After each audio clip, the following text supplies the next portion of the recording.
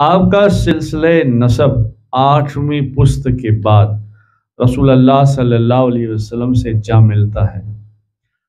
حضرت سیدنا فاروق اعظم رضی اللہ تعالیٰ عنہ جشم و عمدہ صلاحیت سے مزین تھے۔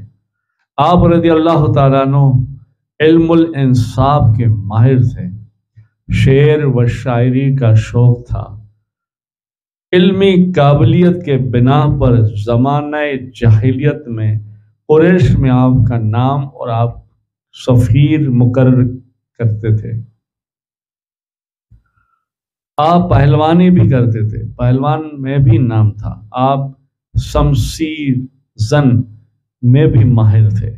اور نیزہ باز بھی جانتے تھے اور نیزہ بازی میں بھی آگے نام تھا۔ سرکار پاک صلی اللہ علیہ وسلم کے دوسرے اسلام قبول کرنے کے بعد آپ رضی اللہ تعالیٰ عنہ ہر مشکل وقت میں حضور نبی کریم صلی اللہ علیہ وسلم کے ہمراہ تھے اور آپ کی جان مال کے ذریعے اسلام کی خدمت کی۔ حضرت سیدنا ابوبکر صدیق رضی اللہ تعالیٰ عنہ کے وصال کے بعد آپ خلیفہ بنے۔ آپ کے خلافت کے دور میں اسلام کی سرحدیں مشرق سے مغرب تک پھیل گئی۔ آپ کے زمانہ خلافت میں مسلمانوں پر فتح کا دروازے کھول دیے گئے۔ حضرت سیدنا فاروق اعظم رضی اللہ تعالیٰ عنہ کے ہجری سال کا آغاز ہوا اور انتظامی فاروق اعظم میں دفتر قائم کیے، بیت المال قائم عمل میں لایا گیا، مجلس شورا قائم کی، محق پولیس کا بنیاد بھی آپ نے رکھی، پولیس کی بنیاد بھی آپ نے رکھی، حکم فوج بھی آپ نے قائم کیا، صدقہ کا مال خرچ کرنے کی ممانعت آپ نے کی، عوام الناس کی حالت میں آگاہی کے لیے رات کے وقت گشت کرنے کا معمول آپ نے بنایا، نماز جنازہ میں 4 تکبیر پڑھنے کا طریقہ آپ سے ہوا، نماز تراویح کا باجماعت ادائیگی آپ نے معمول بنایا، تجارتی گھوڑوں پر زکوٰۃ وصولی آپ نے کی، عدالتی نظام بھی آپ نے بنایا، جیل خانے قائم کیے، مسجد تعمیر کی، مدرسے قائم کیے، محق تعلیم کا عمل کیا، نہری نظام، پانی کی نہروں کا نظام بھی آپ نے جاری کیا، فوج کی چھاونیاں بھی آپ نے تعمیر کی، مقبوضہ ممالک کے صوبہ کا درجہ بھی آپ نے دیا، مسافروں کے لیے مہمان خانے بھی آپ نے بنائے، فوجی دفتر آپ نے قائم کیے، بیت المال سے غیر مسلمانوں کے وظیفے آپ نے جاری کیے، لاوارث بچوں کی پرورش کے لیے روزی کا ذریعہ آپ نے قائم کیا، فوجی استبل کا قیام عمل آپ نے لائے، گودام وغیرہ ساری چیزوں کی یہ نظام بھی آپ نے بنایا، اور عمال حاکم کی تقرریہ محاسبوں کو قانون بھی آپ نے بنایا، زمینوں کی پیمائش ماپنا، ریکارڈ رکھنا، دریائی پیداوار پر محصول لگانا وہ بھی آپ کے زمانے سے جاری ہوا۔ اس کے علاوہ بے شمار کام کیے جن کے بنا پر آپ رضی اللہ تعالیٰ عنہ کے دور خلافت کو منفرد حیثیت حاصل ہوئی، یعنی بہت فائدہ ہوا۔ حضرت سیدنا فاروق اعظم رضی اللہ تعالیٰ عنہ 27 ذی الحجہ کو زخمی ہوئے، وصال محرم کی 1 تاریخ کو ہوا اور 24 ہجری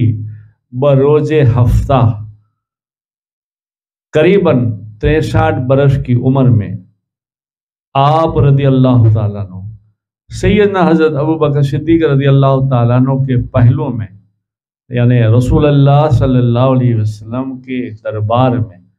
آپ کے پاس مدفون ہوئے۔ یہ مختصر میں نے کہہ دیا۔ اب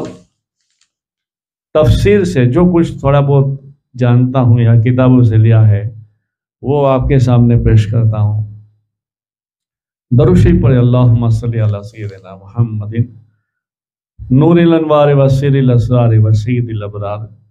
صلی اللہ علیہ یا رسول اللہ صلی اللہ تعالی علیہ وسلم نور من نور اللہ۔ حضور نبی کریم صلی اللہ علیہ وسلم نے جب نبوت کا اعلان کیا، اس وقت سیدنا فاروق اعظم رضی اللہ تعالیٰ عنہ کی عمر مبارک قریباً 27 سال کی تھی۔ رسول اللہ صلی اللہ علیہ وسلم نے آپ نے توحید کا جب دعوت دیا، اعلان کیا، پھر آپ نے دعوت دی توحید کی، تو آپ نے پہلے منع فرمایا، انکار کر دیا۔ تو رسول اللہ صلی اللہ علیہ وسلم نے اللہ کی بارگاہ میں دعا فرمائی اور فرمایا، الہی عمر بن خطاب کو یا